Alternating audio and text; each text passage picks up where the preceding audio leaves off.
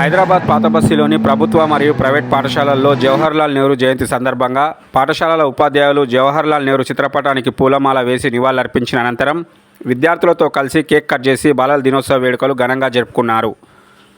ఈ సందర్భంగా పలు పాఠశాలల ప్రధానోపాధ్యాయులు మాట్లాడుతూ స్వాతంత్ర భారతదేశ మొట్టమొదటి ప్రధానమంత్రి కావడం మరియు జవహర్లాల్ నెహ్రూ పుట్టినరోజు పిల్లలతో ఉన్న అనుబంధాన్ని గుర్తు చేసుకుంటూ పాఠశాలల్లోని విద్యార్థులతో కలిసి జరుపుకోవడం చాలా సంతోషకరంగా ఉందన్నారు. చేశారు. ఇంకా భారతరత్న అనే బిరుదును భారత ప్రభుత్వం సత్కరించింది. గాంధీజీతో పాటు ఉపసత్యాగ్రహంలో పాల్గొని మన స్వాతంత్ర సమరయోధులుగా కూడా నిలిచారు. ఆయనకు 1916న కమలాదేవి అనే మహిళతో వివాహం జరిగింది. 1915న ఇందిరాగాంధీ అనే మహిళ పుట్టింది. ధన్యవాదాలు. Today is November 14th, Children's Day. It is the birthday of Jawaharlal Nehru. Today is very special day and he loved all the children.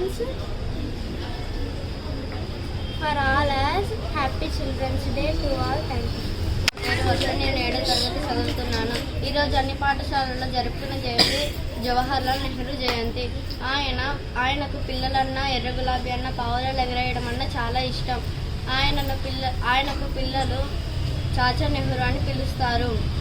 ఆయన 1889లో ఉత్తరప్రదేశ్లో అలహాబాదులో నవంబర్ 14న జన్మించారు. ఆయన ఇందిరాగాంధీ అనే అమ్మాయి పుట్టింది.